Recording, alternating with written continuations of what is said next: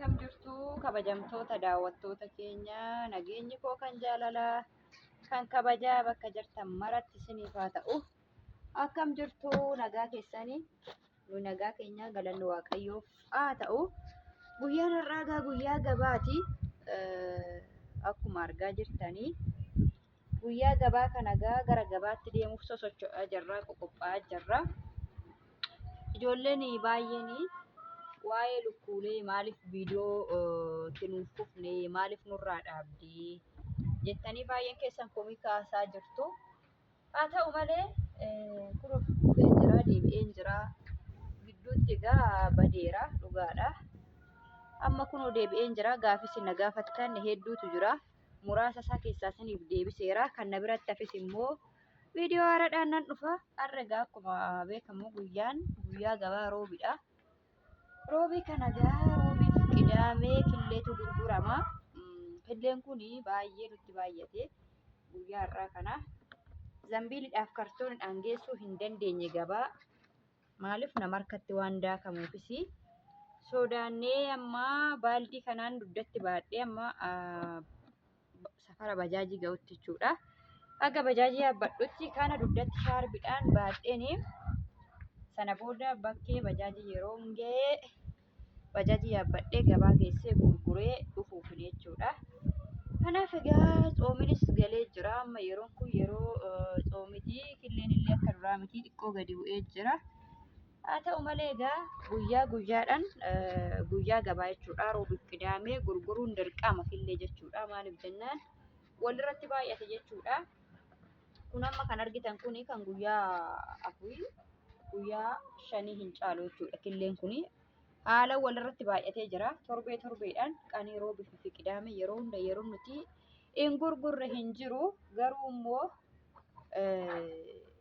yoo killeen namarra taa'ee sirrii miti jechuudha. Yoo gurguratanii gaariidha malee yoo namarra taa'ee sirrii miti in tortora waan ta'eef tortora sana namni namarraa hin bitu. Isiniin jedha daawwattoota keenya hojiin kun egaa hojii bu'a qabeessadha. Yeroo hedduu viidiyoo hojjedhee hojii bu'a qabeessa kana hojjedha. Yeroo biyya keessan galtanii ijoolleen mana madaamii isiniin jedhee baay'ee isin gorsaan ture. Haa ta'u malee egaa hojii kana waa malee isin hin gorsine. Anis hojii kana hittuman jira. Waanuman ofii kootiif itti jiruun itti isin oofaa jira yookiin itti isin jajjabeessaa jira malee waanan hin beekne miti. Kanaaf egaa namoonni baay'een yeroo biyya gallee maal hojjannaa kamtu bu'aa qabaa hin jettu. Haa ta'u malee waa'ee lukkuulee kana yeroo haasa'an illee hin dhumtii maalii warri jettan illee hin jirtu. Inni egaa kan nama milkeessu waaqayyo irratti kadhattanii yoo jalqabdanii kufaatiin hin jiru. Kunoonu illee milkoofneera dhugaa dubbachuudhaaf milkaa'uun kana caalu hin jiru. Milkoofneera hojii keenya jabeessinee hojjetaa jirra. Kun killeen argaa jirtan kun kanuma mana keenya keessa lukkuun buustedha. Akkuma jalqaba irratti kaasee guyyaa roobiif qidaamee yeroo hunda gurgurama. Suuqii keessattis ni kennina jechuudha. Namaafis ni kennina ofiifis suuqii keessatti ni gurgurra. Egaa garmalee inni akkatti baay'ate kana immoo gabaadha.